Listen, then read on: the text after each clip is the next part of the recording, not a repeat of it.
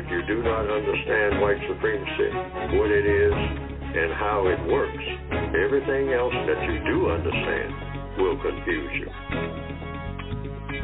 In all of these 9 areas of activity, economics, education, entertainment, labor, law, politics, religion, sex, and war. Anywhere on the planet, minute by minute, day by day, all of the time, All righty, good morning and welcome to the March the 21st edition of the Counter Racist Coach Show with Mr. Neely Fuller Jr. I am your co-host, Mr. Bobby, and we are elated that you took the time to call in to today's show. We would like for you to be a participant in today's show, and you can do that by doing this. You call this number, 516-453-9921.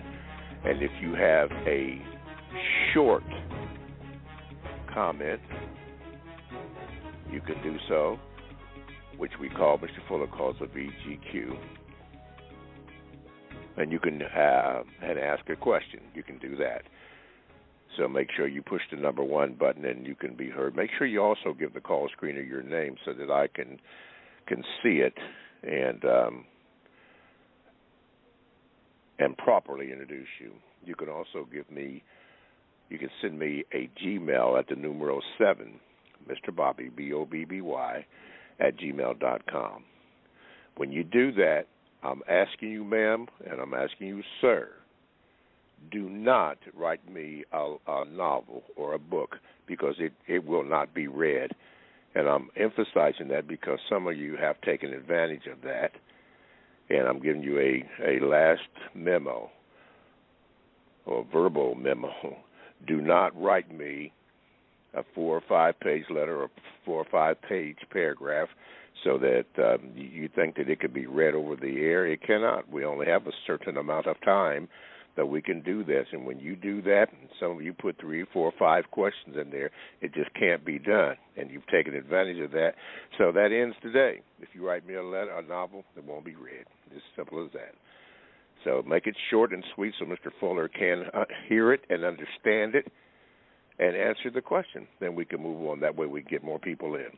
You can also join the chat room by going to blogtalkradio.com.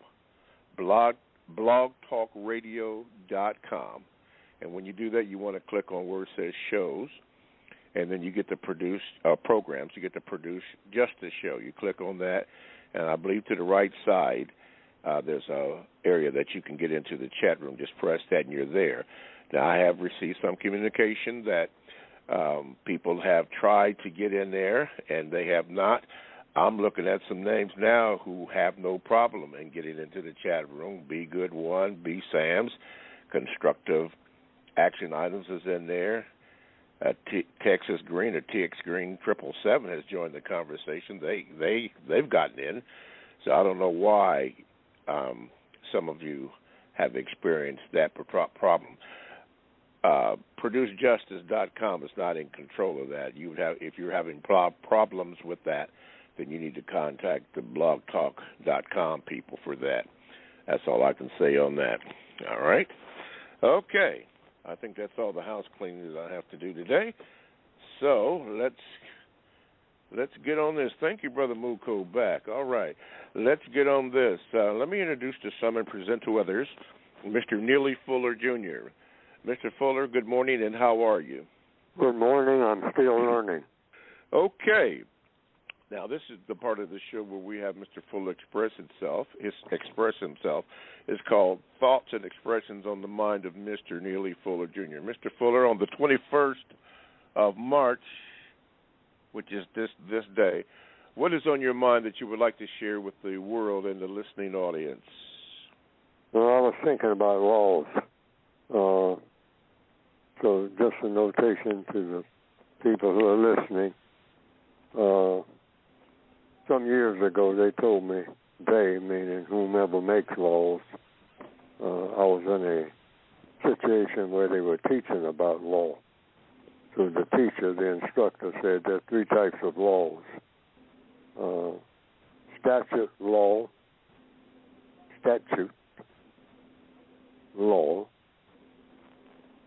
case law, and common law. Those are the three types of laws. Now, what's the difference? Statute law, I was told, in the Northwestern Hemisphere, statute law means written law, a law that is written down. I mean, passed by a legislator.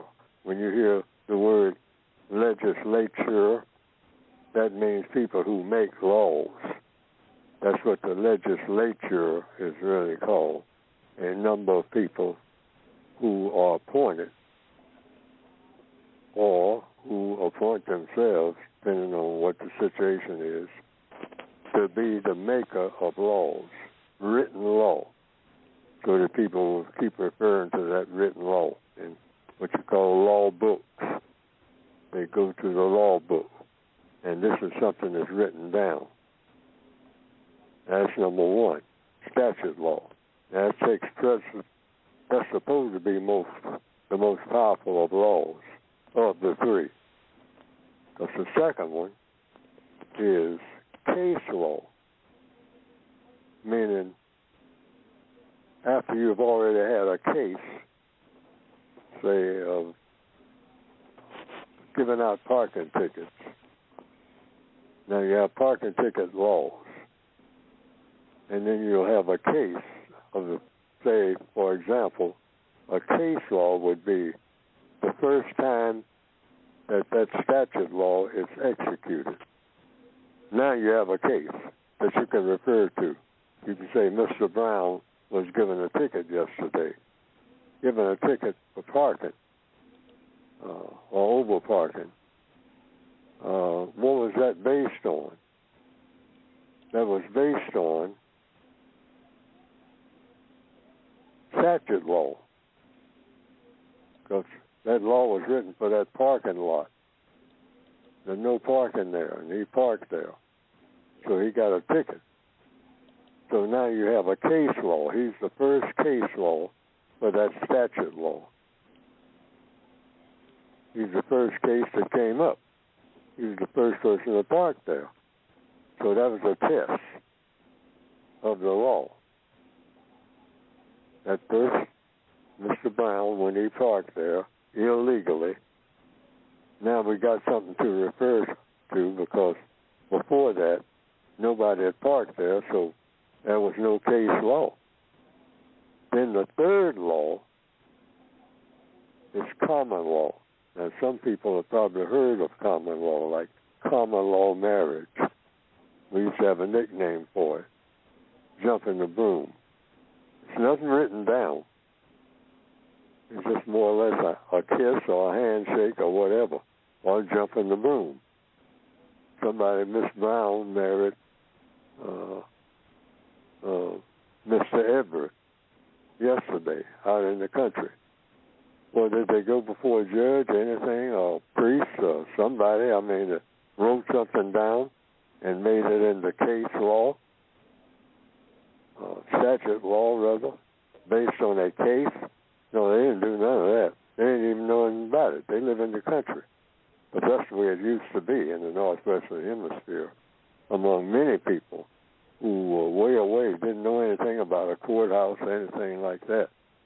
They were just people who had a small farm, and they didn't even have papers on that, any kind of law showing that they are supposed to be there. And that was way, way back.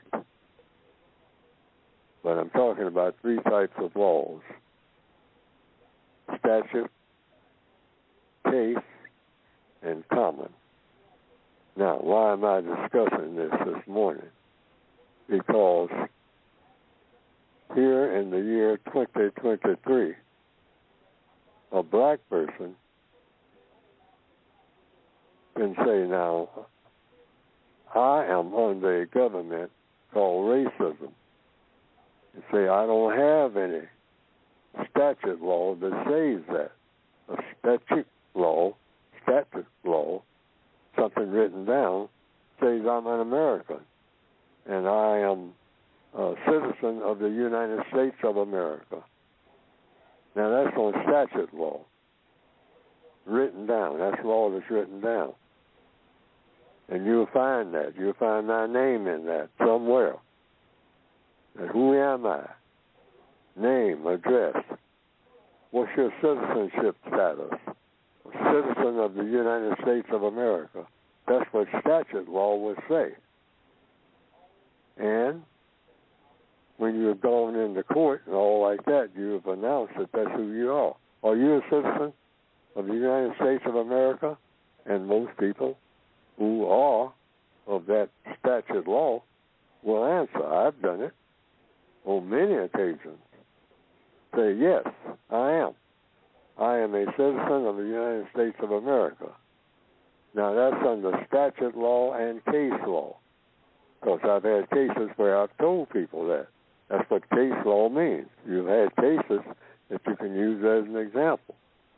In high school, in college, are you a citizen of the United States of America? And you'll say yes. So that's case law right there. That's a case where you use that law. And then there's the common law.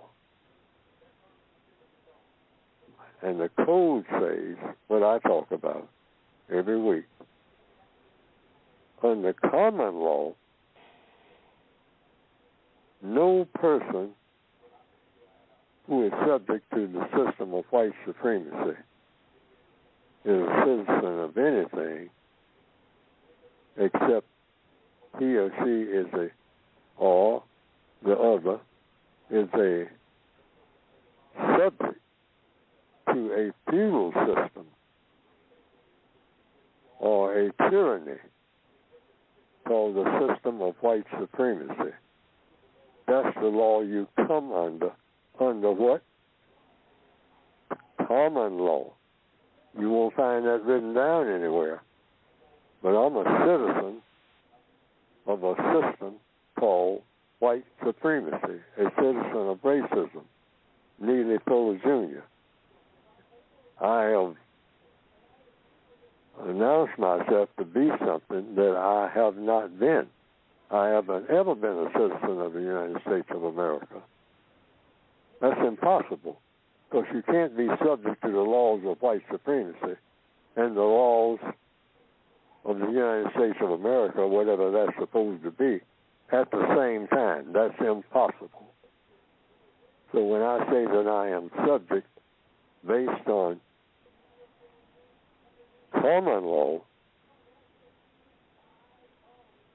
which is the most powerful law that has ever governed Neely Fuller Jr., I'm telling the truth. All those other times that I said I'm a citizen of the United States of America and under the United States of American law, that's never been true, not for 1 second. And so when the occasion calls for it, according to the code, I'll use that as such. But for just going to court and being a witness or something like that, since I don't want to be disruptive, because if I announce myself as being that, even before I get to the case, the judge will probably say, oh, you say you're a citizen of the system of white supremacy. Well, that doesn't apply here, all right? So I'll probably get rejected for going to court that day. So you can use it that way if you see fit, because everything in the code is supposed to be something you can use. And if you can't use it, you don't, because it's selective. Now, I've never used that, because I didn't want to cause a lot of confusion in court. I just wanted to get out of there, because I had other reasons, for getting out, or reasons to be there, because I have participated in the court system on a jury. So I just wanted to run past people out there that the most powerful law, if you're a person of color, that applies to you is common law. And that means that you are subject to the system of white supremacy. And actually, you're not subject to any of the laws except the laws that the white supremacists make. That's what being a victim of white supremacy means. You're subject to their laws. And if you can show evidence that you are, and the code book is supposed to help you do that, you can go in any court and say, under common law, I am a citizen of the system of white supremacy. That's the so-called country that I have allegiance to. I have never had allegiance to the government of the United States of America. That's impossible when you have allegiance to the system of white supremacy, even though you want to have allegiance to the United States of America.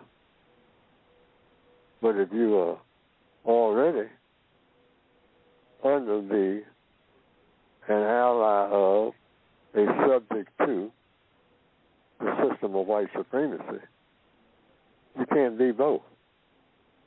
It's either or, citizen of the United States of America, or a subject to, or a citizen of, quote unquote, the system of white supremacy. And that's the only government I've ever really known. I'd love to be a subject to, or pledge allegiance to, the United States of America, but it doesn't exist in the system of white supremacy. I'd love for it to exist. I do everything right now, including on this program, trying to establish that government. Because that's a government of justice, but it's never existed, to the best of my knowledge. Okay. There you have it. There you have it. 516-453-9921 is the number that you can call to get in contact with the show. I just received a email concerning the Blog Talk Radio from one of our people who happens to be on Blog Talk and listening to the show, and that's Be Good One. He says that when you get the email, notice for the live show, you may not be directed to the show. It says something like the show can't be found, or it will take to various previous shows, but not the live one. You have to search it. You have to search for it. Confusing. I was fortunate to get it quicker than the last two shows, last 2 to 3 weeks. Okay. Thank you, Be Good One. I don't know what's going on with that. I know that I have been experiencing a lot of circumstances, usually or suspectedly caused by the usual suspects that generally are in play to try to disrupt this wonderful message that's going out. I do know by statistics that the CRCS with Mr. Neely Fuller Jr. and his content is going all over the world, and people are responding to it. Hopefully it can be also reflective in book sales with people not stealing the material for their own profit. We don't want that to happen. But anyway, so Daryl, you asked about the Blog Talk Radio. This is the latest information that I have, and I don't know what you have to do to get it, but hopefully you can. But thank you for listening to the show. Okay, let's go to the phone lines. Get ready, Baltimore. My brother is on. My brother, Muko, are you ready? Because I'm getting ready. Hopefully we can get you in. Muko, you are now on. Good morning, Brother Muko. How you doing, Mr. Bobby? Long time no hear. Well, I hear you sir. almost every week, but I haven't called in for a minute. I want to say good day to Mr. Fuller. And I have a two-part question. But first, before my question, I do want to make a statement. Mr. Fuller, I don't know if you guys can hear me clear. I am driving. But Mr. Fuller, I have tried a lot of your suggestions that you have in your book, and they have worked for me. And I just wanted to let you know that because I haven't heard too many people come and tell you any results. And I just wanted to express to you that a lot of your suggestions in your code book that I personally have added to my code has worked for me in a positive way. Now, I want to ask you, for my care unit in Baltimore and surrounding cities, can you please explain to us again about the statement that is in the beginning of your book about racism, white supremacy, and and knowing what it is and how it works. And if you don't know that, how everything else you know will only confuse you. Can you explain that in detail and explain how that pertains to the area of education? Okay. And Mr. Fuller? Bobby, can you keep me on the line afterwards? I sure can. Mr. Fuller? Yes, well, education itself. What is education? Learning what is. Learning anything, and the purpose of it, in a capsule, in a nutshell, the purpose of education is to learn basically how to solve problems. That's the first order of business. And everything that's associated with problem solving. If you go to school and you come out of what they call school, whatever kind of school it is, college, university, elementary school, and you're not able to solve problems, then that's a problem because you haven't been schooled. Education is acquiring knowledge. Knowledge about what? About what you need to know. In order to do what? Know about what? Did you need to know everything? Well, ultimately, yes, in answer to that question. Like right now, in answer to this question, what do black people need to know? You need to know everything that will solve your problem, whatever that problem is, and the better the education is, the faster you can solve the problem in the most efficient manner. That's the test. So black people always say, I got this kind of problem, I got that kind of problem. In all of the areas of activity, maybe, or in most of them, because they're all interactive. I got a problem in economics. I don't have enough money. How about that problem? I don't have enough money. Can you tell me, is there a school somewhere that can tell me how to make money? Because that's what I need. That will solve a whole lot of my problems right now. A lot of black people will say that instantly. A lot of white people will say that. Okay? So if you walk out of school and you don't know how to make money, that school needs to be checked out. I'm going to say that right now, worldwide. Why? Because they say that people have to have money. So that should be one of the first things you learn about. I mean, you have to learn it even to get to school, something about money. And certainly when you walk out of there, do I have enough bus fare? Yeah, you should learn about that. And everything else connected with it and how to get it. And how to get it fast without going to jail. And a whole lot of it without going to jail or without being accused of a crime.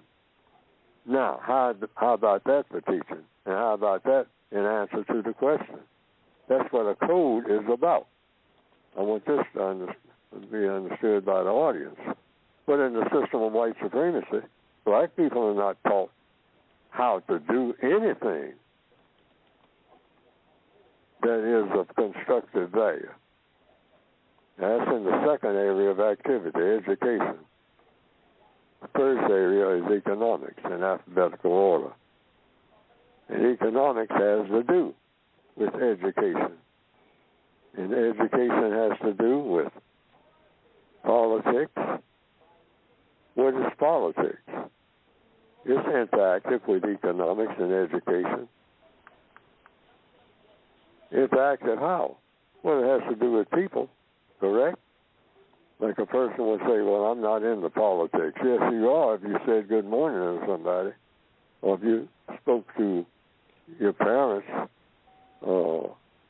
you did anything, talk to the filling station owner.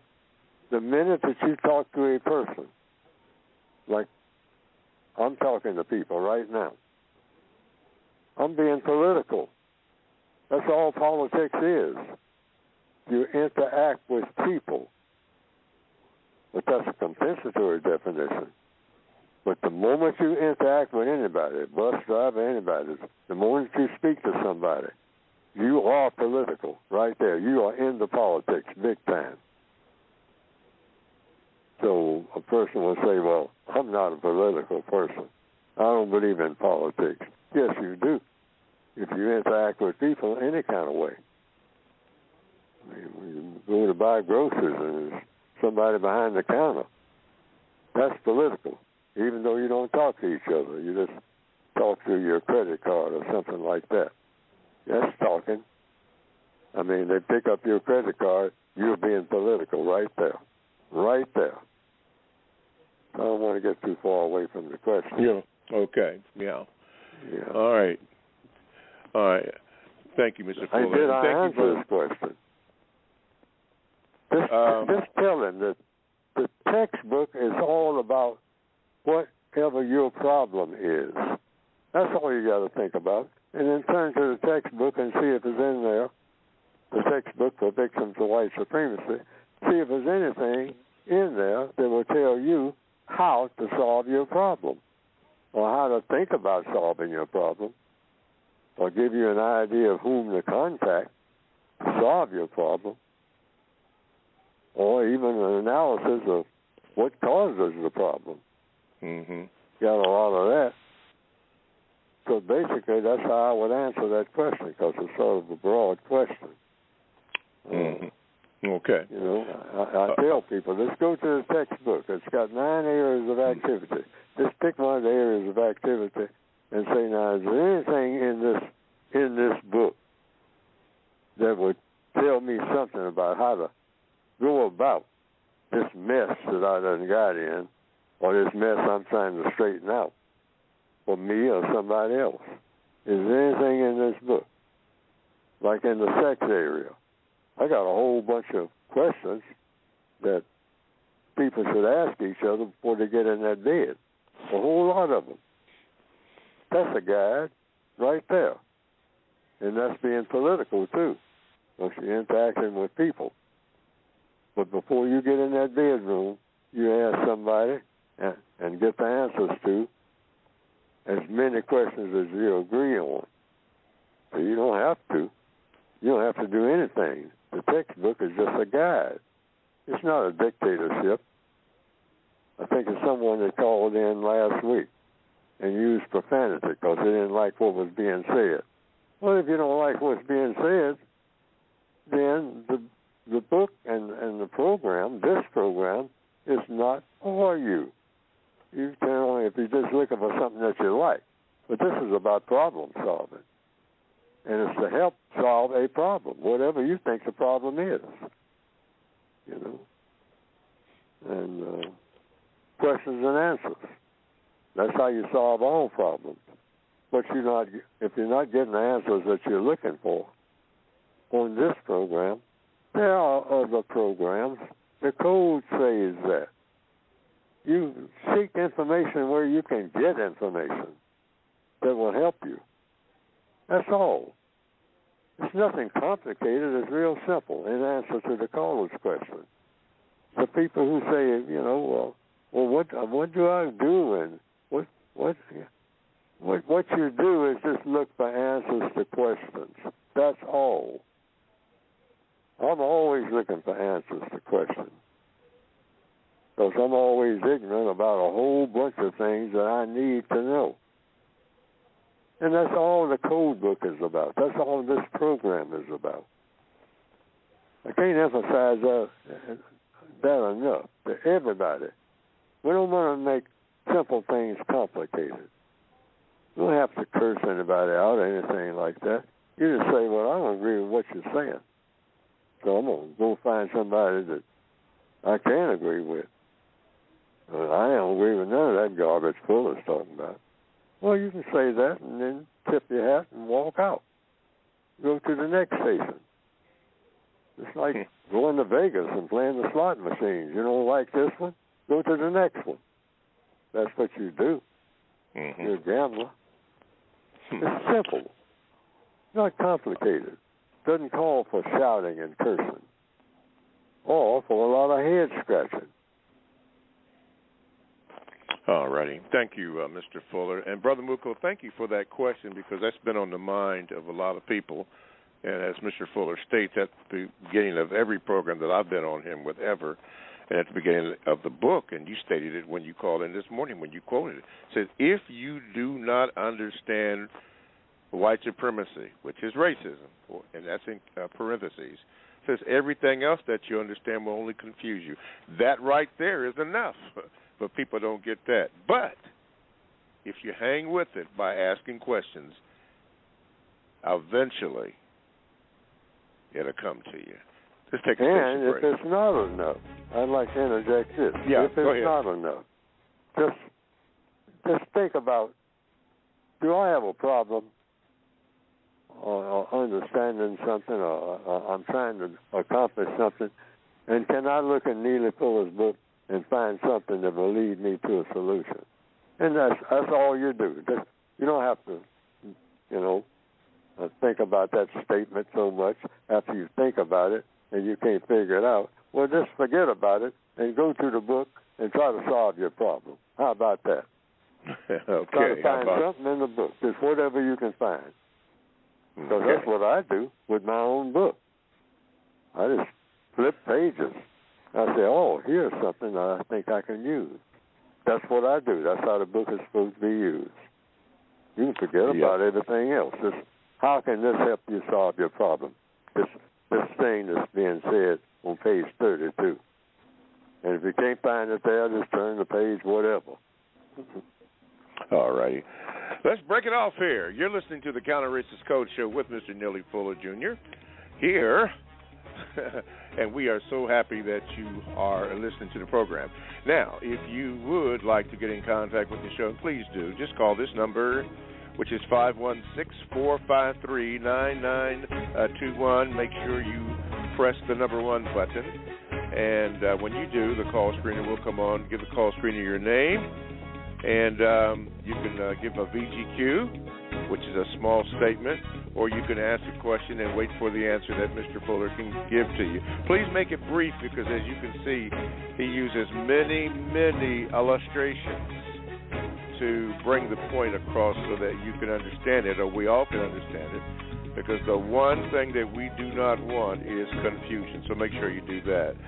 You can also Gmail me at the numero 7, Mr. Bobby, BOBBY, at gmail.com. I cannot say for certainty that your Gmail will be read, because the callers come first, but at a certain time and point it will be read.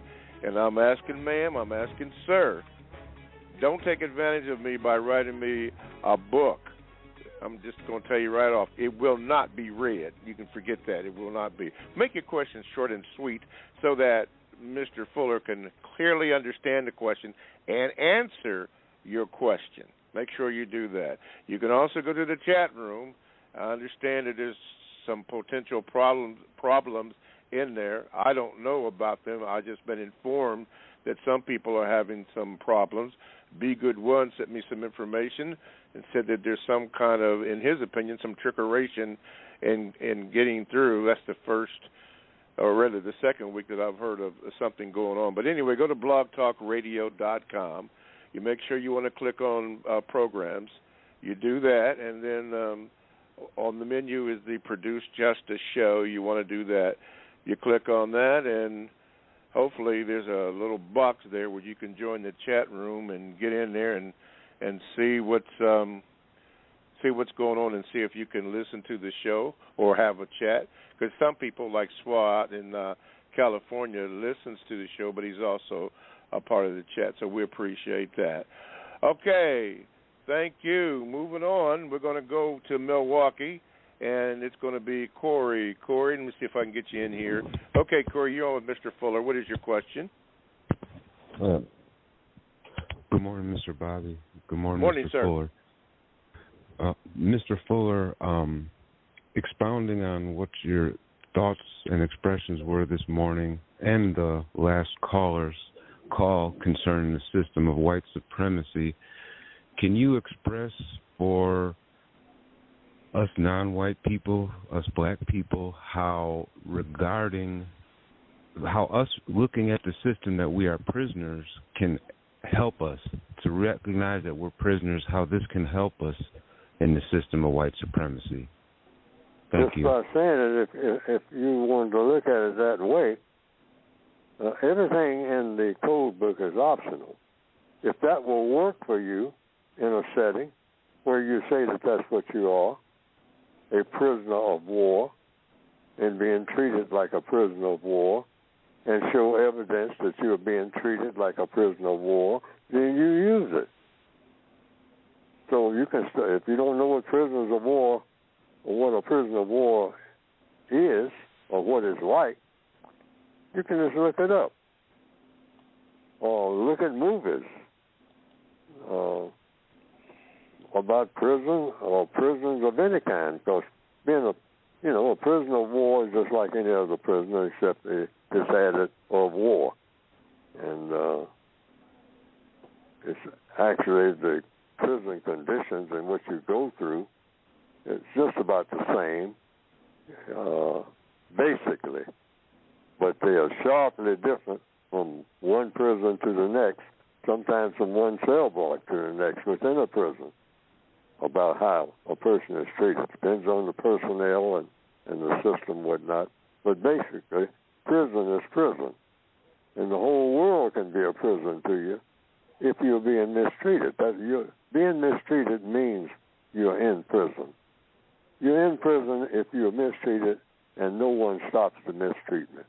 That's the prison. Look at it that way. That's the codified way of looking at it. If you're mistreated for 5 minutes, you are a prisoner of war. If someone is mistreating you, that's war. So you can always prove that. They said, well, that's not a prisoner of war. That's what somebody else would say. But you said, anytime you're mistreating me, that's war.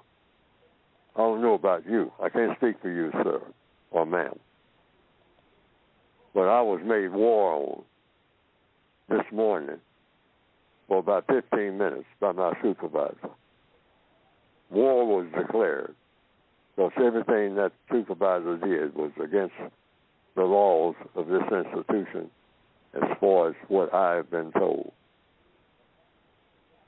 So that person declared illegitimate war on me this morning when I came in at 8 o'clock. That's what this person did. That was war. Well, you're always going around saying somebody's making war on you and whatnot. Well, either they are or they aren't, sir. So let's, now, if we're going to start there, and apparently we have, let's go to court right here, right now. Court is now in session. And the first thing you want to do when you have in court is what? Get the truth. I made a charge. War was declared on me. Now, either that's true or false. So we can now go through the details to find out whether that actually happened.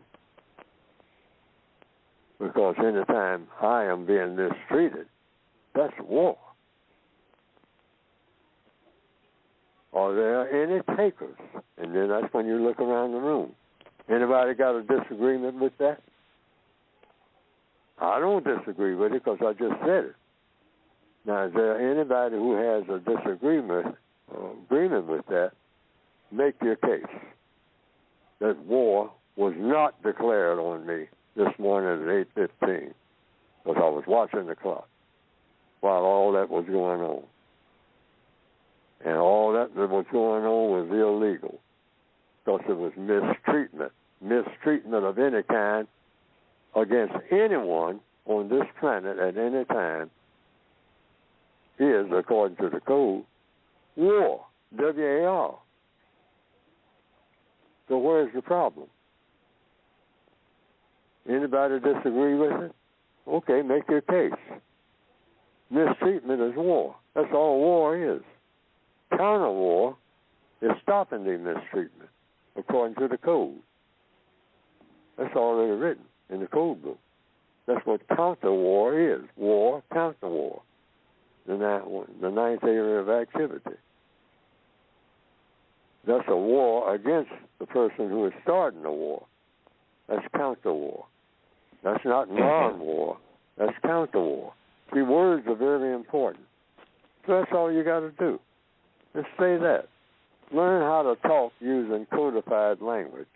That's a whole other way of speaking. But it works. But you practice it. Practice it before you do it.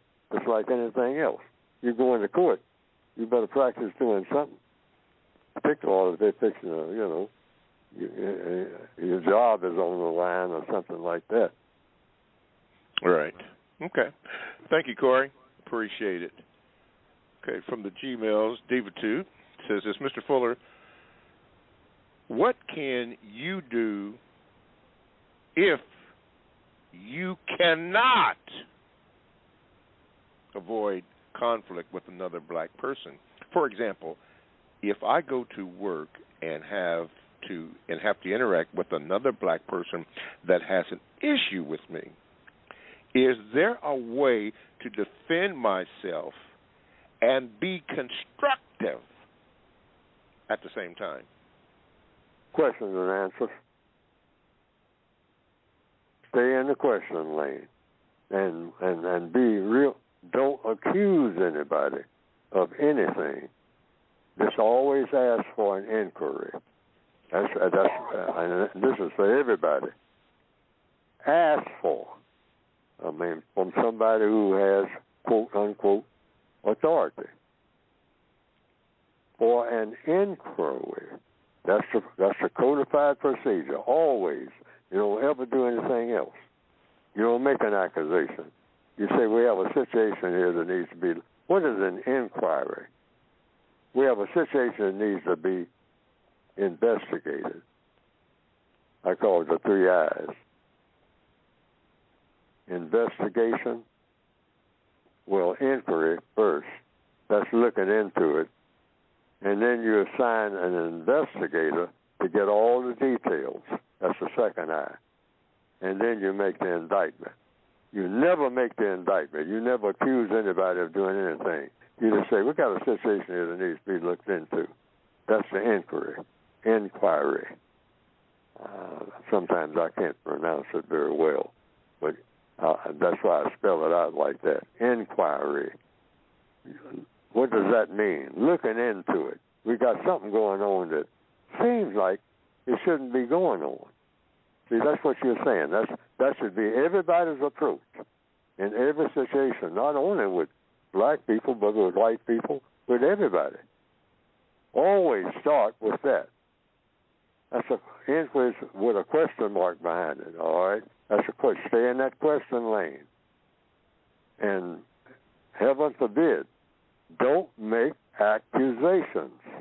Don't accuse anybody of doing anything. Just say, oh, well, this needs to be looked into, I think. All right? You're not making an accusation. Somebody says something that you think shouldn't be said or something like that, you say, now, I think that before we go any further, what you just said needs to be looked into. We need to involve some other people here because it looks like we may have a situation here that needs to be looked into. We just want to look into it, that's all. Okay, if you think you're being mistreated, you don't go in and make an accusation. You just say, I think we have a situation here, sir or ma'am, that needs to be looked into. And then that's the initial thing you do, and you ask for permission. Always do that. That's the question. Can we look into this by bringing in some other people to see what they think? Look into it. What are the laws? Are there any laws that govern this? Do any need to be made? So you're asking questions now. All within that first eye. Inquiry. You might spend 2 or 3 days just trying to figure out whether or not it needs to be looked into. Might be something to say, we don't really need to look into this. I mean, this is just hold everybody up and all like that. Mm-hmm. Well, if it don't need to be looked into, it's all over, okay? So that takes care of itself, okay? But now, once you say, well, yeah, we need this to be looked into, now you can go to the investigation stage, that second eye. You go from the inquiry to the second eye, investigation. That means, okay, who did what? And whatever was done should have been done. And if it should have been done or shouldn't have been done, according to what? Is there a law? Should there be a law? See, that comes out in the investigation. Was anybody harmed? If somebody was harmed, who was it? And what caused the harm? We may not even find out what caused the harm. We thought it was this and thought it was that and thought it was Mr. So-and-so. He caused it. But as it turns out, the investigation showed the harm was caused, but none of the people who were here were involved. Then you got another question. Were any people involved at all who caused the harm? Or did the harm come on its own by some act of nature? There was an earthquake yesterday that stopped the clock. That's why the clock stopped. It's a small one. So, well, it wasn't a person that caused the clock to stop. And when the clock stopped, the machine stopped running. And when the machine stopped running, George, that was operating the machine, he couldn't do his part of the work, and it got all messed up for half a day's work. Oh, now the investigation brought all that out. You didn't have that in the beginning. Oh, there was a small earthquake. We didn't even know about that. And the clock stopped. And when the clock stopped, the machine stopped. So it wasn't George, and it wasn't Frank. But George was accused of Frank. All right, now we're getting somewhere. See what I mean? I hope that people get it. Okay. And that's what you should think about doing all the time. Ask for an inquiry. And if the inquiry doesn't answer all the questions initially, then you ask for an in-depth investigation. That might take years, but you hope that it doesn't. Yes, sir. Or absolutely. You hope that it does. If you're fixing to get fired now, you say, well, this is still pending. We still have an investigation. We haven't completed that investigation. Well, that's 2 years that you were still working, okay? Because now they have suspended the investigation because the investigation seems like it wasn't leading anywhere. Now you got your job, and you got it permanently. And 40 years later, you retire. See what I mean? It never did come up again because the investigation just kind of went dead. They couldn't find out no answers to what? The inquiry. And when you move to an investigation, investigation means you have questions and answers. That's all an investigation is. Any kind of investigation, questions and answers. That's why it's important to stay in the question and answer mode.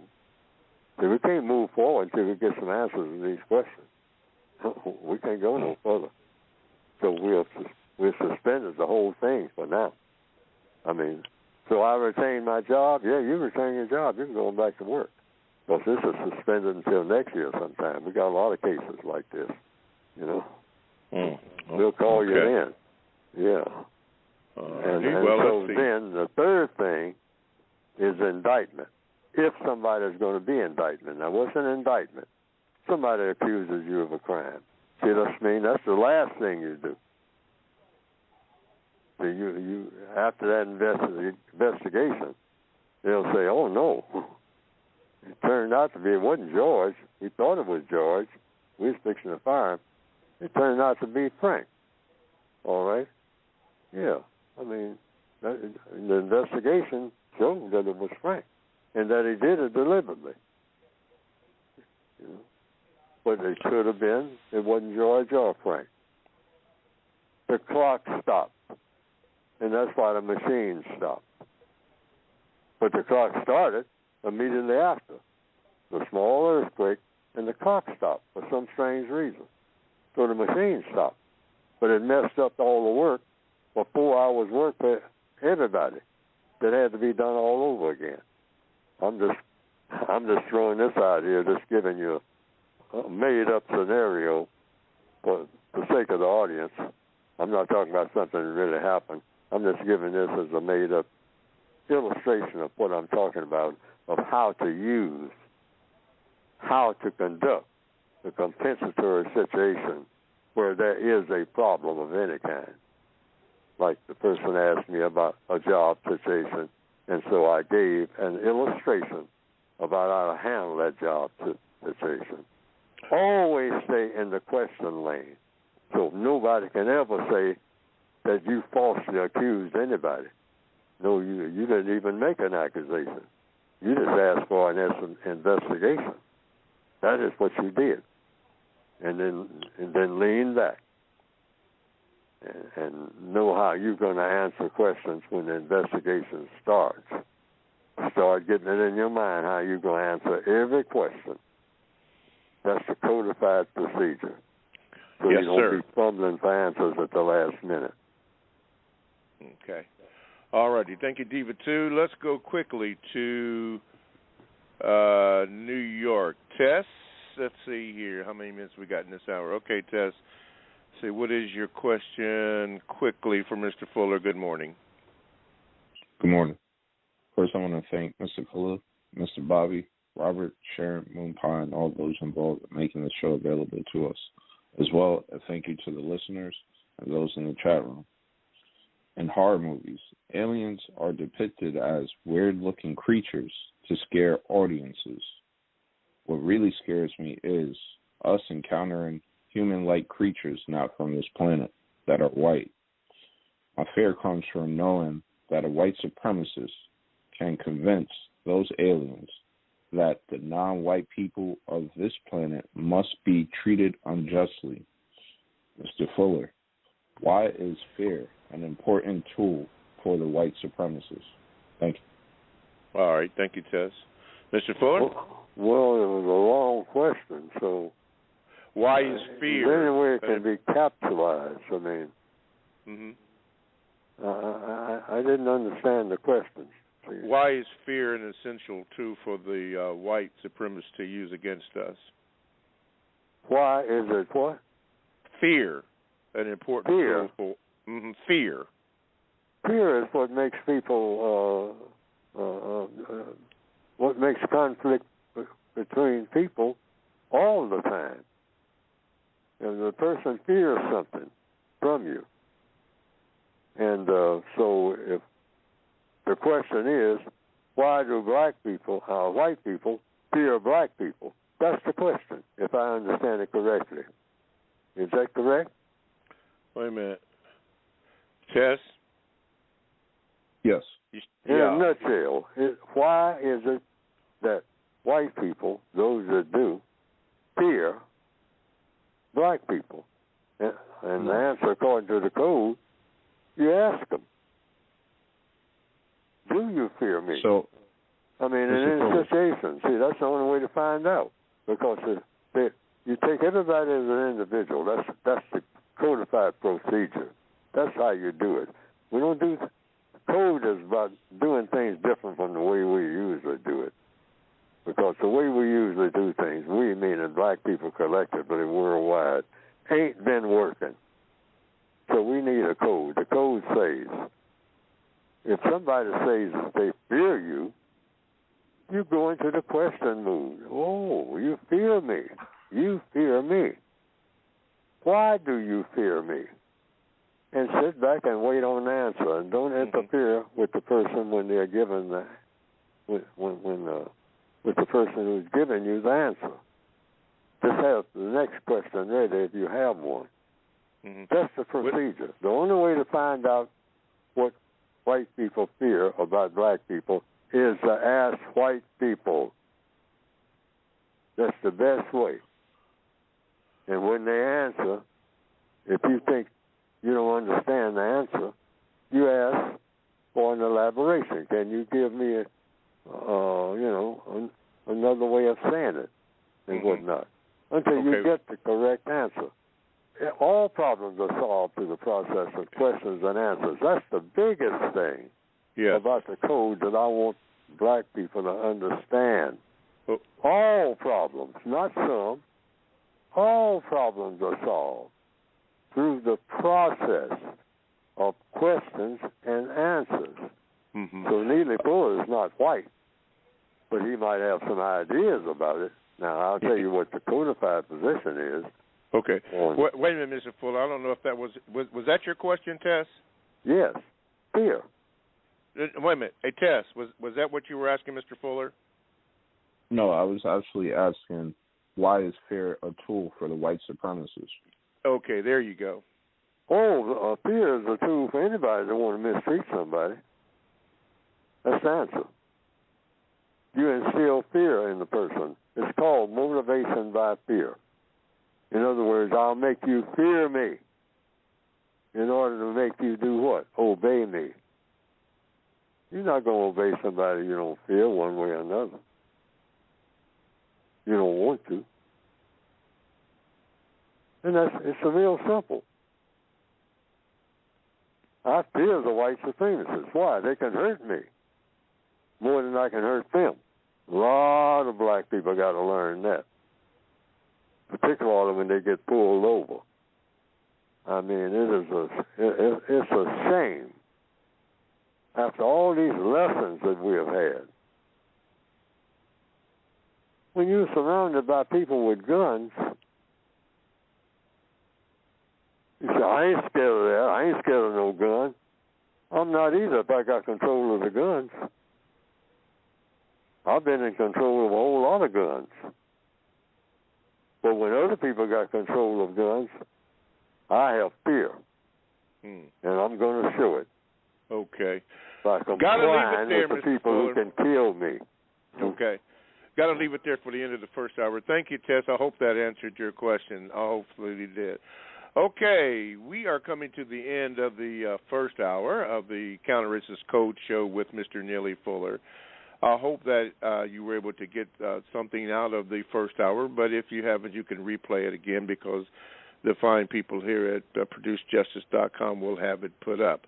If you have to go, we hopefully that you'll come back for next week. But if you are going to be here, we have a second full hour of the Counter-Racist Code Show with Mr. Neely Fuller that will be on. Mr. Fuller, for the people who have to go, give them the last word here before we go into the second hour. Yeah, I have fear of people with guns. I'd like the people in Baltimore to understand that Neely Fuller Jr. has great fear of people with guns. He's surrounded by people with guns, and I don't care what type of paratrooper or soldier I mean, there are people who, parachutists have excellent training. But when parachutists get out of his parachute and he's surrounded by people with guns, he puts up his hands if he's got any sense at all. He's now a prisoner of war, and he acts like one. And he'll tell you that's what you do.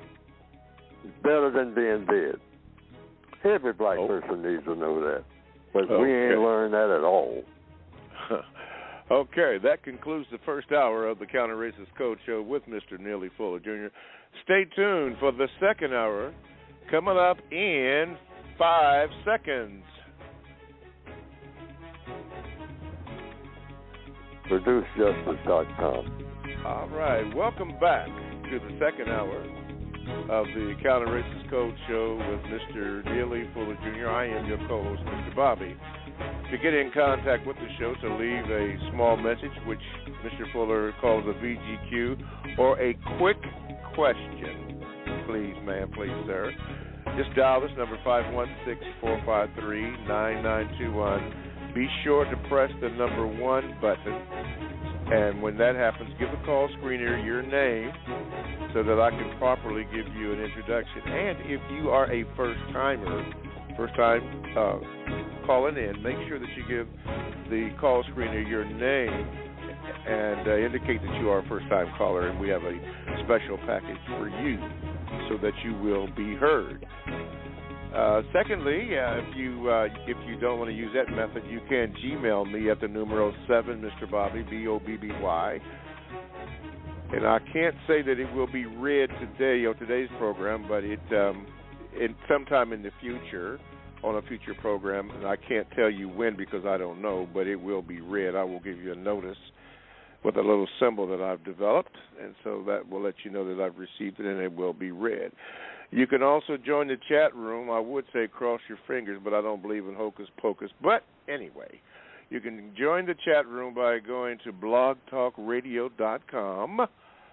And when you do, you want to make sure that you click on programs. And when you do that, supposedly the Produce Justice show is on there, and you can click that. And if you click that, there's a little blind or bar in there where the chat room is available. Now, according to some reports that I have gotten, that there has been some issues on getting in the chat room, although we have some people in here now because I'm looking at their chats. I don't know exactly what the issue is with that, but ProduceJustice.com has no control over that part of it.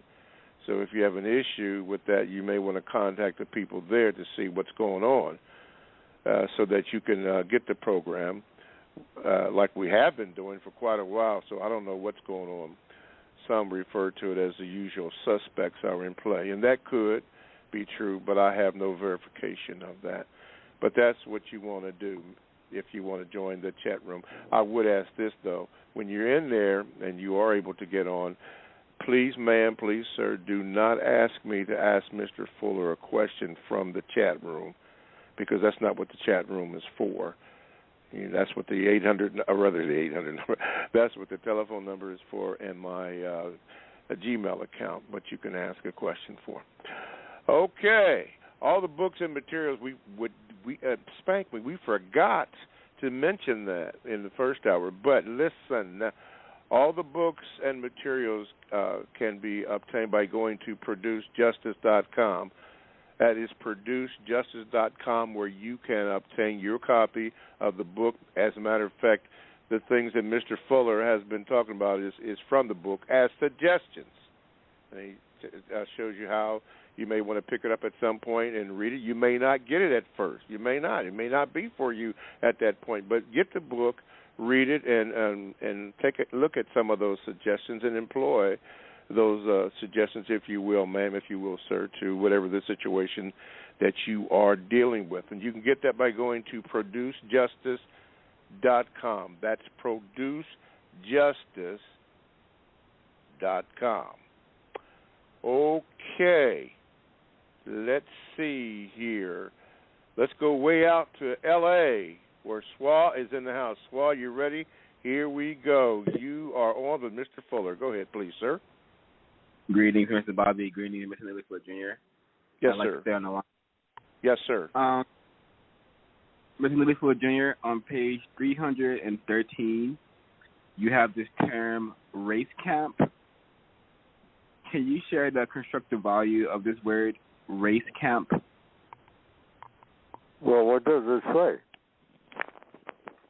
It says, use this term to apply to any place, residence, country, nation, etc., where non-white people are located during the existence of white supremacy racism. Reason: during the existence of white supremacy racism, non-white people do not have or reside in homes, nor do they have or reside in countries or nations. A location is not necessarily a home, a country, or a nation. A location is a location. A location can also be a dislocation. During the existence of white supremacy racism, the white supremacist racists dictate which non-white people will be allowed to locate where, when, and how. These locations and or dislocations for or against non-white people cannot be correctly called homes, countries, or nations. They can only at best be correctly called race camps, tribal location, tribal reservation. What is the constructive value of using this term and believing this term? You can just use it anytime you feel like you want to use it, or in a situation. Race camp just means you're a victim of racism wherever you are, and wherever you are is a race camp.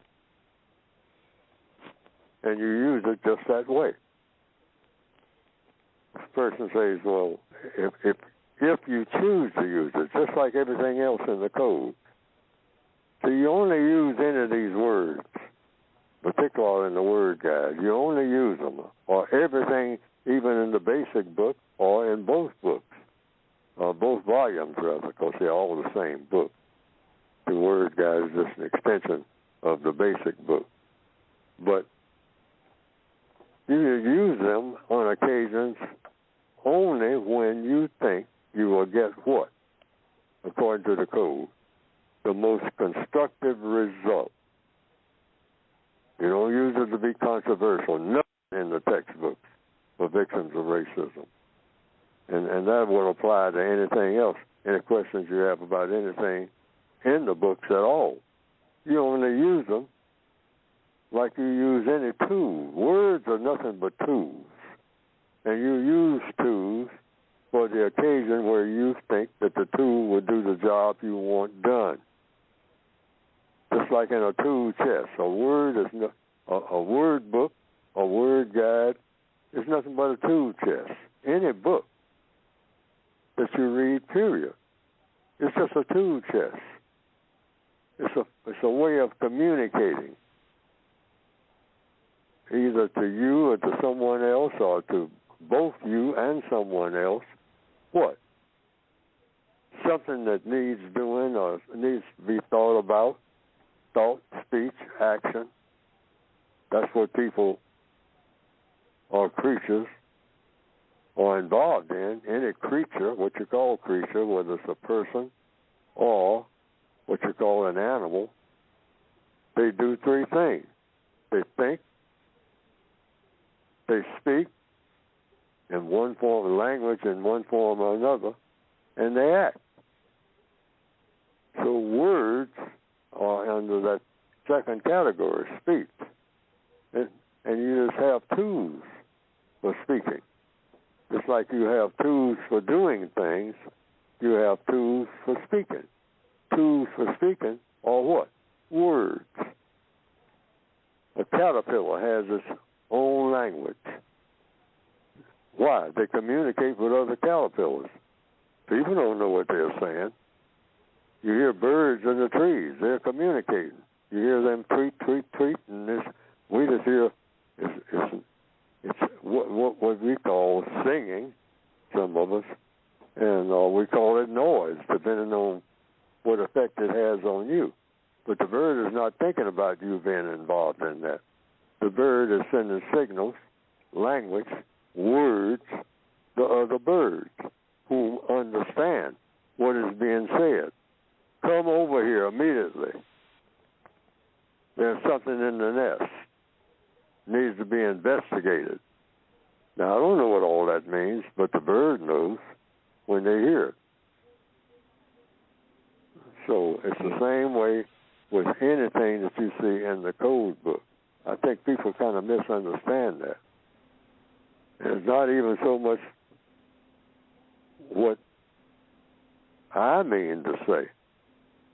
You can use the word any way you want to mean what you want it to say, because a word is nothing but a tool. That's why I call it a word guide. So it's, and I'm saying all of this to make a even overriding, more important point. You don't have to check with Neely Fuller, really, about things like that, the technical use of the book. You pick up the book, but it's okay to ask that question. It's okay to ask any question that you have. A question needs to be answered, and there's an answer to every question. But you just say, well, Neely Fuller says that you can make a pledge this way. But I think that what I'll do, I'm not going to make that pledge. I'm going to make one of my own. But I got an idea from Neely Fuller, okay? But I'm going to make a pledge that's completely different that I think will work best for me. That's how I'm going to pledge the flag. I ain't going to do it in the words that he used. I got my own idea about what's the best pledge. So you do that. You don't have to get permission from me to use your own idea, but make it clear that your idea is not the same as mine if your idea is the same as mine. Make it clear that it is or isn't. Okay. You don't have to mention that at all, but of course if it's completely different, then you don't have to explain anything, or shouldn't rather, but you don't have to do anything except what you want to do. Exactly. But if you want to use exactly as what Neely says, you should, in order to avoid confusion, say that you got it from Neely Fuller's book. Mm-hmm. You should do that. Yes. Now, that's not just to pump up Neely Fuller. It's not for that purpose at all. It's to not cause confusion about what Neely Fuller is saying and what somebody else might be saying. And it's also saying if there's any problem with it, check with Neely Fuller, because he's to blame, all right? Because people, when you're in trouble, you're always looking for somebody to blame other than you. Okay, I'm that way, everybody's that way. That's your first instinct, survival, okay? So if I'm quoting somebody else, word for word, Mark Twain, which I quote every now and then, Eleanor Roosevelt, lots of people, I quote. Dick Gregory. I'll say this came from Dick Gregory. That's what everybody should do. That's a part of the code. Wherever it came from, just say that's where it came from. Whether you agree with it or not. And then you say what you have to say. Now, this is what Dick Gregory said, but that's what he said about this particular situation. But I got my own ideas about this situation. Now, I'm going to tell you what they are. And if they're completely different from what Dick Gregory says, and if somebody asks you, according to the code, well, are you agreeing with Dick Gregory or disagreeing? Now, it's a way to answer that according to the code so that you don't have conflict with anybody who disagrees with what you're saying. You say, no, I'm not agreeing or disagreeing. I'm just telling you what my opinion is. I just told you what Dick Gregory said because you might want to know what Dick Gregory said. But now I'm speaking for me. And I'm not saying what he's saying, but I'm not saying anything for it or against it. It stands on its own. You better believe whatever Dick Gregory says. Dick Gregory says, in my opinion, Neely Fuller's opinion, stands on its own. It don't need no added nothing. Okay. All right. Thank you, Swa, from L.A. Let's go up to Buffalo and Ryan. Let's get you in here, Ryan. You're on with Mr. Fuller. What is your question? Okay. Good morning, Mr. Bobby. Good morning, Mr. Fuller. Good morning, everybody. Really quick VGQ that will lead into my question. with the increase in self-awareness, it will be a bit more difficult to avoid conflict without codification. So my question to Mr. Fuller this morning is, Mr. Fuller, can you give an illustration, a codified illustration of how white people, not white supremacists, react to the system of white supremacy? And I'll take a call offline. Well, I only go by what I see, mostly on television. That's when I see white people talking about white supremacy. And so what I go by is their reaction, what I'm looking at. In answer to the question, that's what I do. Or if I'm at a meeting, I just wait for the white person to speak. And some white people stand up and say, well, I don't agree with that because that's supportive of white supremacy. Now, I'm listening to a white person say that about white supremacy. I'm hearing more and more of it. So if anybody asks me, what does that mean? I say, well, you can ask him. He's the one doing the talking.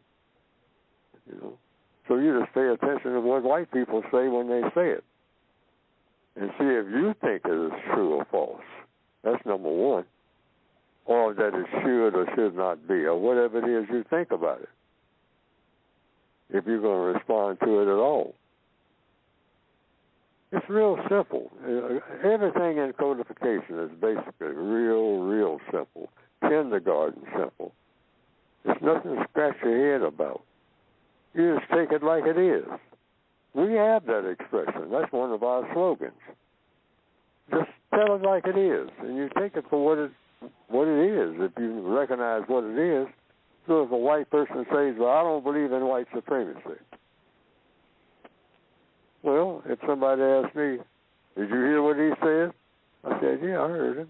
If I heard him, well, what do you think about what he said? I think that he said what he said. That's the codified answer. Yeah, but what do you think about what he said? I think that he said what he said. He didn't believe in white supremacy. And I answered the question about what he said when it's directed to me. And that's what I'm doing right now. What I think about what white people say when they say that, I know what the code requires me to do.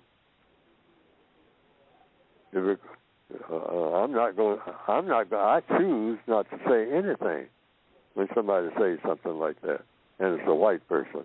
I don't believe in white supremacy. But the code requires me to do now is not to believe that person. That's a requirement. That's a requirement. That's what the code requires me to do, Neely Fuller. That's what the code requires. Why? Because I haven't seen no evidence that what he's saying is true. That will satisfy me. I'm not talking about somebody else. I'm talking about me. I mean, I don't know. I don't even know the person. I'm at a meeting that was open to the public. And a white person stands up, well, I don't believe in white supremacy. I want to make that clear right now to everybody. And a person asks me, well, what you got to say about that, Fuller? I say, I have to say what the code says for me to say. And what's that? I heard what he said. He said what he said. That all you got to say? Yeah. That's all I got to say. Okay. Now, the person asks me, well, do you believe he's telling the truth? I'll say no. That's a requirement. I don't believe he's telling the truth. Well, why don't you believe he's telling the truth? Because I have no reason to. I haven't seen no proof. Okay. That's the way I answer. See, that codification is simple. Just keep your mind on what you're doing and what you're saying and why. All right. Why, Fuller?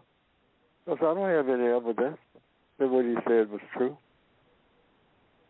Lots of white supremacists say they don't believe in white supremacy when it's convenient for them to do so, to say that. See, that's my response. If the person wants an explanation for what I said, See, I can give an explanation for what I said, but what this white person said what he said. I'll take that into consideration that he said it, because that's the only thing I can take into consideration, other than white supremacy exists, and he might be a white supremacist, saying that he's not. I'm duty bound to suspect he could be. Why? I got to suspect somebody. Might as well be him. Okay. All righty. Okay, let's go to Justin in Illinois. Justin, you are on with Mr. Fuller. What is your question? Oh, I don't have a question. I just have a quick BGQ. I would just like to commend Mr. Fuller on dealing with the irate caller last week. It was a classic practice of code. Thank you. Oh, thank you so much. Thank you so much. Yeah, we've had quite a few people that didn't particularly care for that. I'm trying to find, since you brought that up, I'm trying to find one of the Gmails that I got that addressed that situation. Here's one. It says from D. It said, Mr. Fuller, Mr. Bobby, last week there was a caller who obviously was upset with the two of you for the perception of all you didn't answer their question on the previous week to their satisfaction. And Mr. Fuller, you always mention how we as black people are full of toxicity. How whenever we get together for any prolonged period of time, it comes out. I can attest to that. I've been part of numerous community meetings, political organizations, etc., and there will almost always be someone who feels slighted and wants to fight or cuss out other members of the group, which usually leads to nothing getting done in the end. We go to war with each other but play coy with our true enemy, the white supremacists. There's a Facebook meme that's been around for about a decade that shows the image of a cowardly lion from The Wizard of Oz and an actual roaring lion. In the image with the cowardly lion, the caption reads, quote, how black people are when dealing with white supremacists, end of quote, meaning we humble ourselves. And in the other one, the roaring lion is about to attack. It reads, quote, how black people get gangster with each other, end of quote. I think you get the point. My final point, Mr. Fuller, is this. This is why whenever a white person would say they wouldn't last long in a black neighborhood, they're wrong, because typically black people see whites as authority figures. They may not grunt a bit and roll with their eyes, but that's exactly the furthest extent of it. However, any black person who enters the fray, who looks out of place, they will be ready to pounce on them in an instant. Who is you? What set from ninja are you? Any thoughts on this, Mr. Fuller? And this is the only solution at this point. Still stay away from each other, even if we're engaging in constructive activity. Someone who looks like us comes along and seeks to tear it down. Any thoughts on that, Mr. Fuller? Darrell says. Well, if there is a centralized thought, yes, that's to be expected. People who feel like they have no power, people who feel like they're in a weak position, will viciously turn on anyone else who is in a weak position. I mean, in a heartbeat. It's a reaction. It's universal. Weak people turn on other weak people because it reminds them of their own weakness. So they're not going to turn on somebody strong because somebody strong can do harm to them, more harm than they're already suffering from. But I don't want no more of that. So a slave that gets a good beating from the slave master will, going back to the slave shack, kick the dog. There have been a whole lot of illustrations of that where people actually did that. Person mad at the boss on the job. First thing they do is to get somewhere else, a familiar environment where he's familiar with everybody around and all like that, winds up slapping the wife. Because she came there all cheerful and all like that, and he feels like he's been kicked around all day. He comes in mad, and he takes it out on her. Everybody's familiar with that. So that's to be expected. So that has to be codified. That's why I said when the lady called in and used the term MF and all like that, I expect that. In fact, I welcome it to put everything to a test, because codification say, hey, you codify everything. You don't leave nothing out. It's nothing that happens is supposed to rattle you under codification. Nothing. Absolutely nothing. You don't get rattled when you're codified about anything, ever. That's why I say we all need a code, including me. You know, I react to some situations that I could have done it better. And the best way to do it, particularly when it comes to name calling, that's a piece of cake for me, because I got that down pat, is to say, okay, you have another point of view. So you're calling me a name, to get my attention about your point of view. So give me your point of view. After you call me all the names you want to. First of all, Neely Fuller. This is a person who wants to challenge Neely Fuller, which anybody can, if that's what you want to do, if you think that's making progress. So, first of all, I'm just giving a kind of a wild illustration right now how that works according to the code. Somebody wants to call Neely Fuller a name, MF, the N word, anything like that. Black or white, doesn't matter. It's name calling. How do you react to name calling? That's the question. And the code says like a rock, okay, in so many words. Like a rock. How does a rock react to name calling? That's what you do, according to the code, okay? So I listen. You say, well, first of all, Neely Fuller, you rotten MF, and that includes your mama, too. Whoa. Okay, they're pouring it on. All right. So I'm listening. And I'm telling you, anybody who wants to test me on that can at any time. I'm well trained on that. Okay?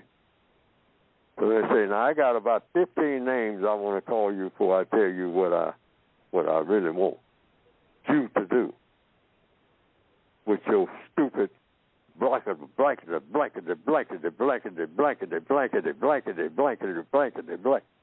self. Now he called me about 15 different names and said a whole lot of things that every, what you call insult that you can think of. And it might take him 15 minutes just with that kind of introduction. Somebody I've never seen before, never talked to before. I've been listening to you a long time. You ignorant MF, blah, blah, blah, blah. Okay. Neely Fuller, codified. Because he said he's codified on that. And that's what I'm saying to the entire world. I am. You can't catch me off guard on that at no time. And when I say you, I mean anybody on the planet, white or non-white. At any time, wake me up at midnight and give me a full dose of what you've been practicing on for the last 6 months. And see if Neely Fuller is going to get rattled about the name calling. Now, I get rattled if you're holding a gun. I mean, that's a different story. But if you're just calling names, try me. Now, that takes what? Prior codification. That's what the code does. Prepares you to go to court and sit there with ease. You ain't nervous at all. Because you know what you're going to say in answer to every question and how you're going to say it. That's what code, that's why I say black people need a code. You know what's going to happen before it happens. So when it comes to name calling, I practice that. You know, I'm practicing now, right here on the air. See how many names you can call me before you tell me what you really want to tell me. Other than that, after you're supposed to make me feel bad, which I ain't going to feel bad at all. I feel great when you do that because you put me to a test. That's excellent. I need to be put to a test. Because, see, when I'm facing the white supremacists under some real circumstances, testing time is over. I should have had the test before then. This ain't no test run. This is a real thing. I'm dealing with life and death. I've just been pulled over. Everybody got their guns drawn. And that guy got his cop. And he looked like he's just wanting me to try to get my driver's license. Gun! That's the first, because he did that 40 times before. 40 people did. So when he tells me, get my driver's license, I say, sir, my driver's license is under my coat. It's on the inside of my coat. And I'd really rather not, but I'll do it if you say so.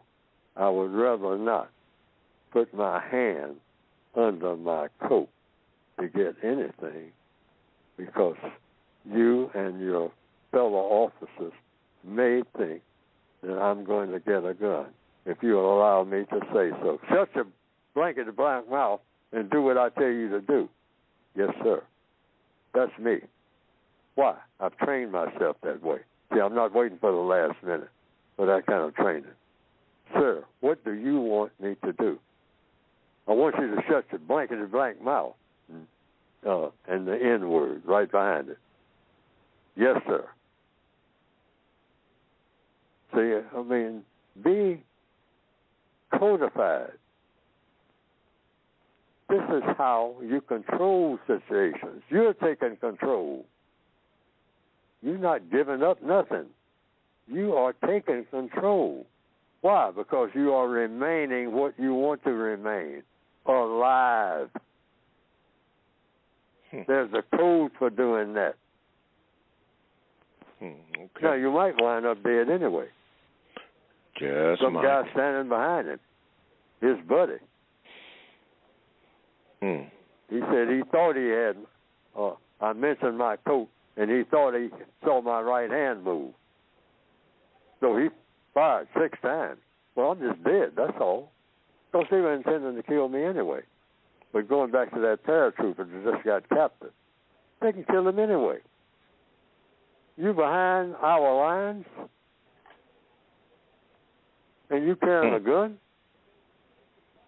and you are the enemy, and you just dropped out of a plane in a parachute after bumming my wife and kids, you think you're going to walk away from here? You did, mister. But I still had my hands up. Why? That was my best option, that's why. Okay. Got to leave it there for right at the moment, and then we'll come right back to Mr. Fuller. You are listening to the Counter-Racist Code Show with Mr. Neely Fuller, Jr. If you'd like to get in on the last half hour or so of the show, do that. Please do that. Call this number, 516-453-9921. Press the number 1 button if you have a question and a brief comment, so that Mr. Fuller can hear it and give the answer to it. You can also Gmail me at the numero 7, Mr. Bobby, BOBBY, @gmail.com. I will give you a symbol to indicate that I have received it, and it will be read at an appropriate time when we don't have as many callers. And I don't know when that's because y'all been blowing this bad boy up, and that's a good thing.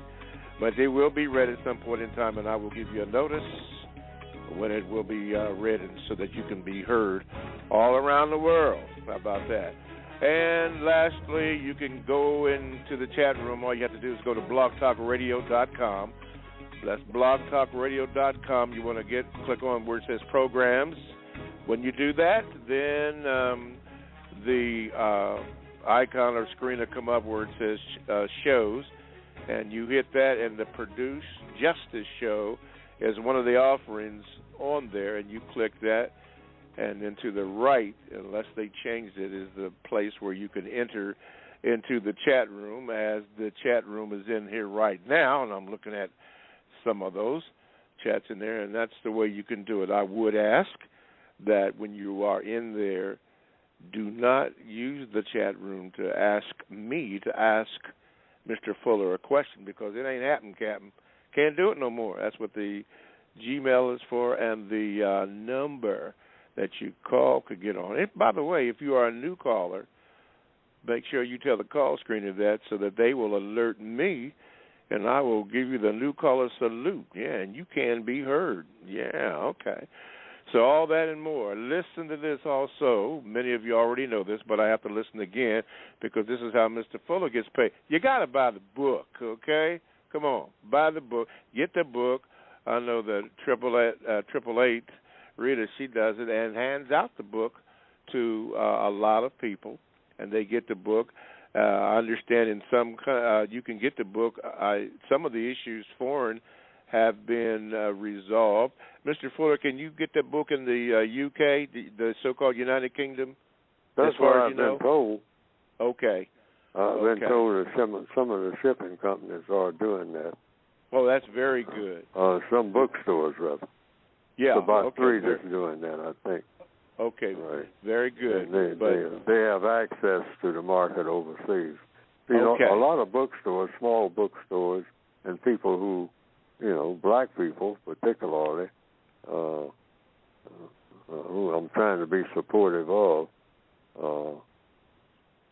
and other people, none of the main bookstores handle my book anyway, on account of, I guess, it's poisonous, or something.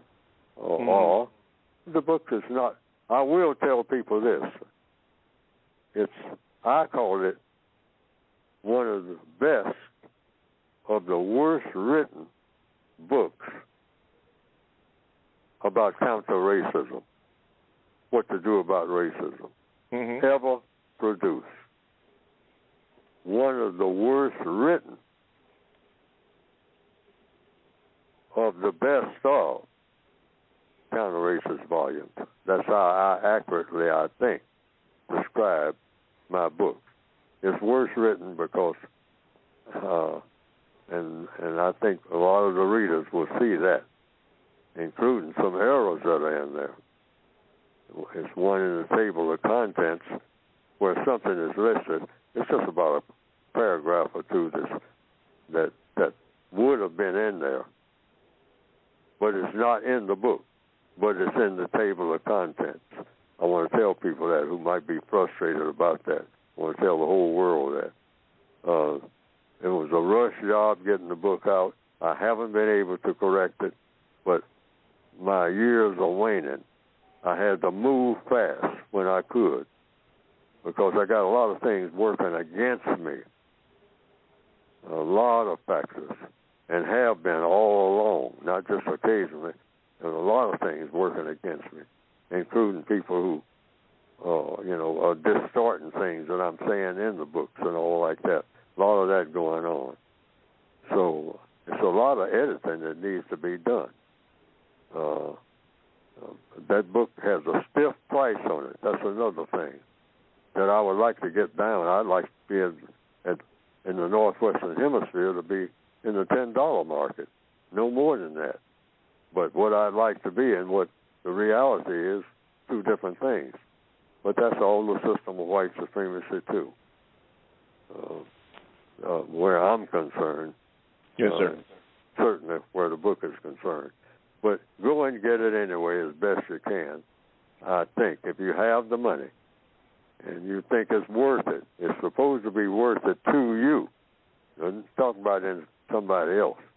You look at that price on it and see if it's worth it to you to have this book and to use it to try to get your money's worth, because it's supposed to do that and a whole lot more. Yes, sir. And so get it by going to producejustice.com.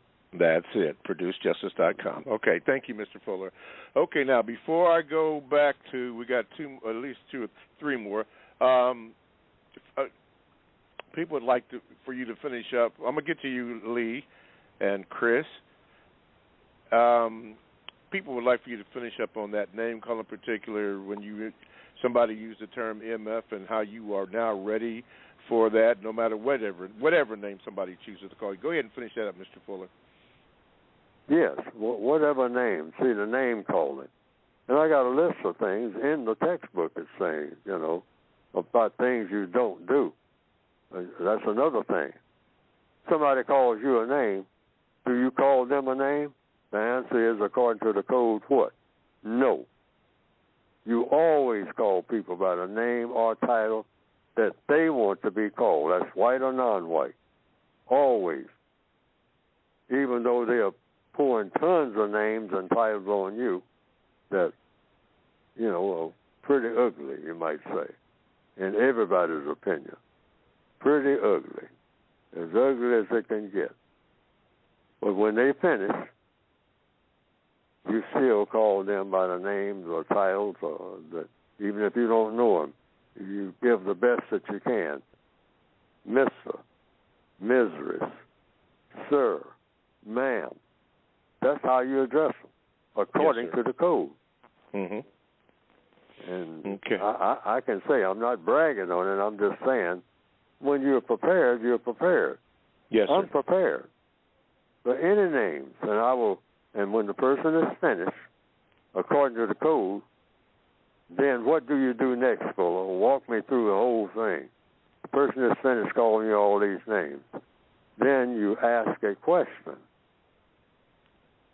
Is there question that you have, sir or ma'am? Or is there anything you want me to do or not do in regards to what we are here for? And in answer to a previous caller's questions, that's what you do at these meetings.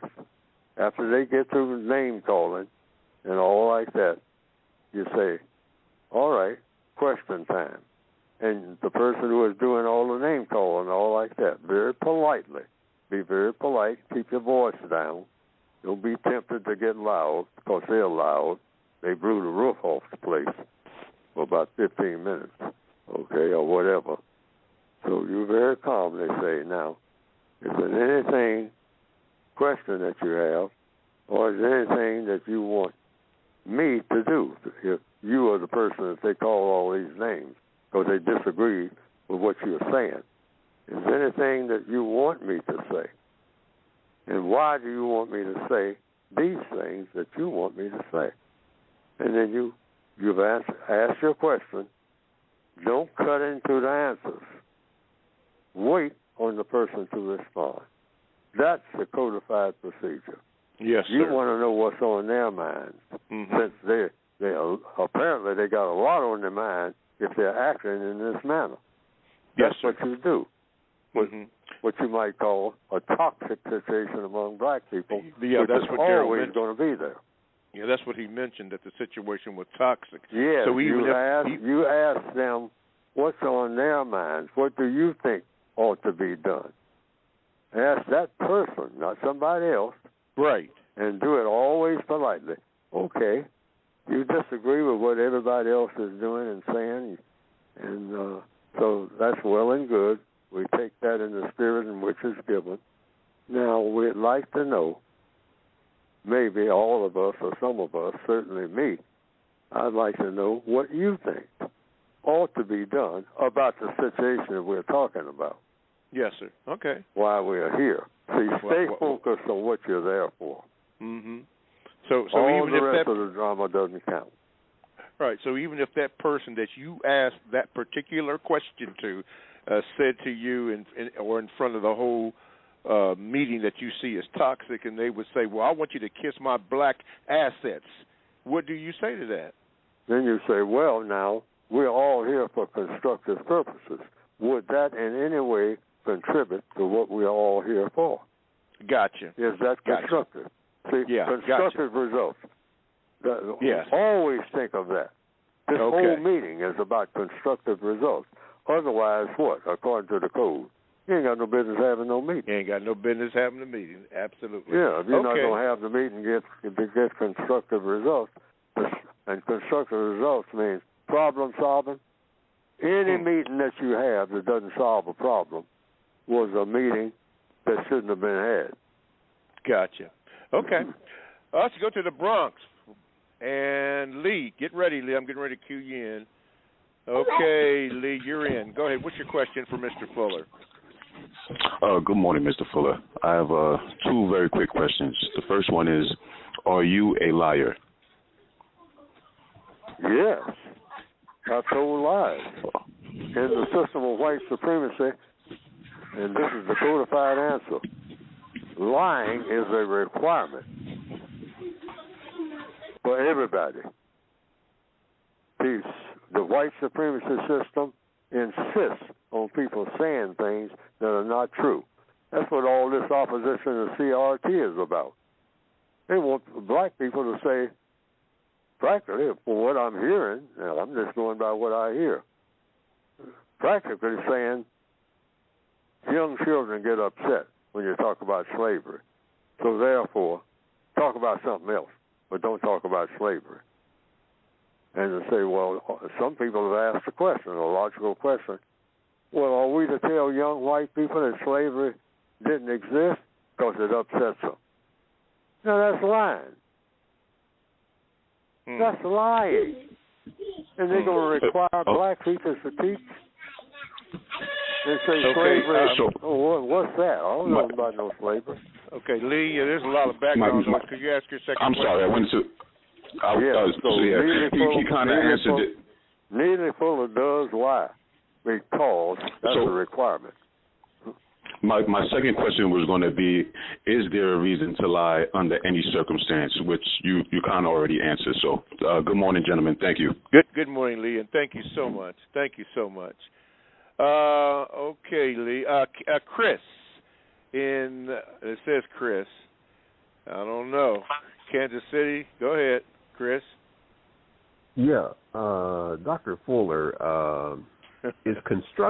here's the question, is constructive behavior available to all black people? And if it is, why do most of us choose to be non-constructive in our daily activities over constructive? Excellent, straightforward question. Because we are well trained to be absolutely destructive. We're saying that in so many words, every day, almost every minute, the way we talk, the way we act, it's not to construct anything. It's to be destructive. We are fed through video games and everything else. That's one of the first things you learn.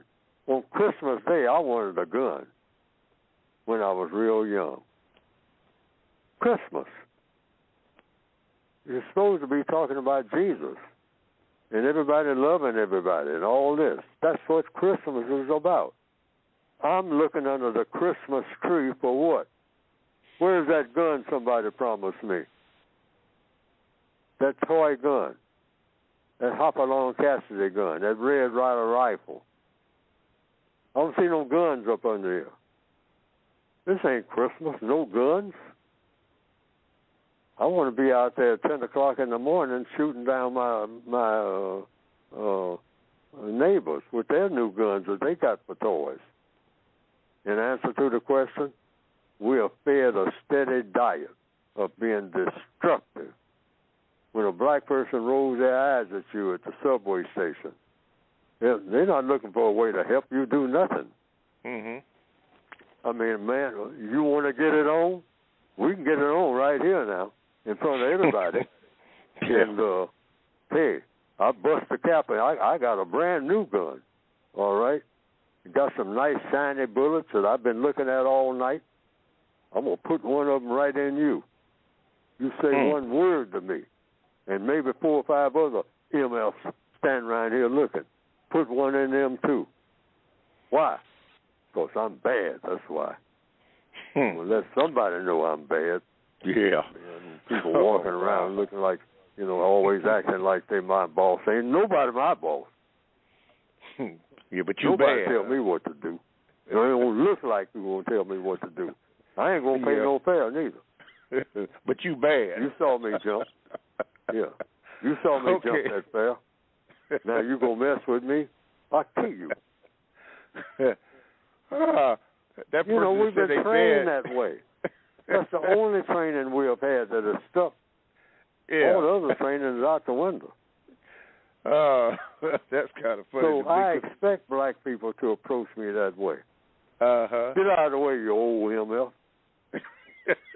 And I get hopping, too, as best I can. Yeah, you get on out the way. Because I know that he'll kill me. Mm-hmm. I'm an easy target.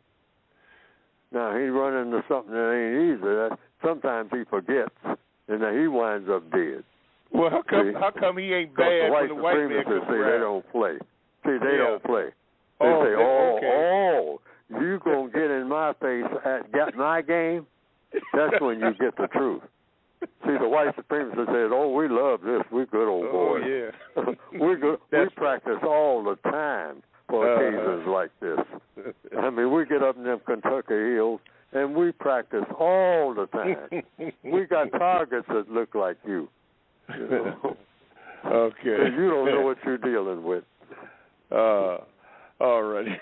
Thank you, Chris, for your question. This comes from Ashley. She says this. Ashley says this. Good morning. My question for Mr. Fuller. Okay. Oh, wait a minute. There we go. Okay. My question, Mr. Fuller, is there anything new or things that you have learned since writing your book that you feel is important to share with the listeners? Thank you for sharing your insight. This is Ashley from Florida. So many things that I can't even think of one. Why? Because I learn something every day. Why? Because I'm trying to. And that's something I'd like to tell the audience, too. It's 4 words. I'm always handing out, short words and whatnot, like constructive result. Always think of everything, all day. Constructive result, constructive result. If you're going to a meeting, think about it. Is this going to produce a constructive result, or is there any way that I can help produce a constructive result? Because the last 5 meetings, we didn't do very much of anything that was constructive, that produced a constructive result. In fact, you might not be able to think of anything. But this day, and that's the other 2 words I want to say, this day, constructive result. This day, that's the equation. That's a codified equation that every black person on the planet should think about. This day equals constructive result. Think about that every day, all day. I have it written down right before me right now. I'm looking at it. This day. That's the first 2 words. Then an equal sign, constructive result. That's all day. That's in anything that you say or do. This day, because that's the only day you have. Tomorrow ain't promised. And if it is promised, it may not get here for you. Yeah, so there's one thing you can be sure of. This day is somebody's last day. Yeah, think about that all day. This day that you're experiencing right now, is somebody's last day. But they got no idea. They got 15 more minutes on this planet. There are a lot of people right now got 15 more minutes. It might be you. You might walk out of the building that you're in, and a brick falls off the top of the building. Perfect timing. Hits you in the head. It fell 12 stories. That brick. Silently. It's been sitting there on the edge for like forever. But for some strange reason, it silently fell 12 stories just as you walked out of the building from where you are now and hit you square on the top of your head, a huge brick, a cinder block. I mean, with such force, it splattered your brains all over the place. That's going to happen 15 minutes from now when you walk out the building. You got a rendezvous with death. So always think that way. This day may be your last day. And what are you going to do? Your last day is going to be spent doing what? Producing something that produces constructive results. Okay. That applies to homeboy with that gun in his belt, too. Yeah, this that day, bad man. Constructive results. Now, you Okay. going to carjack somebody? Is that a constructive result? Is that the way you're going to spend your time this day? You keep doing that and see what the odds are for your rosy future. Keep doing that. That's all you got to do is get up every morning and do it. The more you do it, how do the odds go according to logic? You're not going to be doing that when you're 50 years old and you're 17 now. Every day, carjacking. Somewhere along the line, a mistake is going to be made because you already made one the first time. Yeah. The fact that you're getting away with the person the second time, meaning you're on real borrowed time now. Let's get this last call in. Let's see if I can get him in here. Are you still there, Brother Muko? Yeah, I'm still here. Okay, well, I just wanted to tell Mr. Fuller the few suggestions, just one or two of the suggestions that worked for me in his code book, if you had a minute. And it seemed like you got three, so I'll be quick. The one that really works for me is the three things that I absolutely don't ask for, which is an apology, respect, and love. So, yeah, that not absolutely ever under any works for me. circumstance, according to the code. Right. Absolutely, and it works for me. It works for me every time I use it. I give it to my children, and also the three race classifications. A lot of people do not agree, and I get a lot of flack from it, but for me, it eliminates confusion in every aspect, even when I'm having conversations one-on-one with people that are non-white and that are white and suspected white supremacists. And the last thing is whenever I'm around a suspected white supremacist or even a admitted white supremacist, I implemented in my code to ask them for a list of white people that practice racism, white supremacy.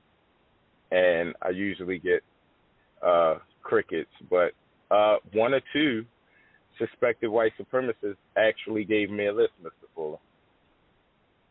Okay, so you got a list, and you accept it according to the code. You accept that list. Now, do you know these white people?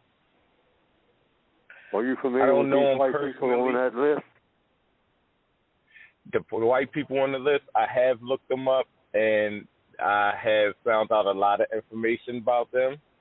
And the suspected white supremacist that gave me the list was actually running for office in Chicago. His name was Gabe Pedamont, I believe. But he definitely provided me. Ask for permission to use his name as the source. Because he's going to say, I didn't say that. See, unless you know the people, because this is one white person, that's another thing. See, in other words, you're not making an accusation. That's a serious accusation. That's an accusation if you use it. Right. And say that these are white supremacists. Hang on, Mr. Fuller. Hang on, Mr. Fuller. Hey, Robert, give me about 3 more minutes. Okay, go ahead, Mr. Fuller. Okay. Yeah, go ahead. Well, that's it. See, get permission. If you use those names, that comes under the heading of accusations, and code says you stay away from accusations. You just say these names were given to you by another white person, but you get that white person's permission to say that he said that. Because that's who you're going to refer to. You're going to say, I don't know these people, I don't know nothing about them, but this is the list of names that I've been given.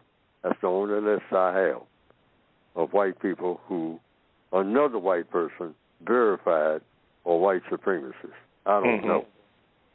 And that's the codified procedure.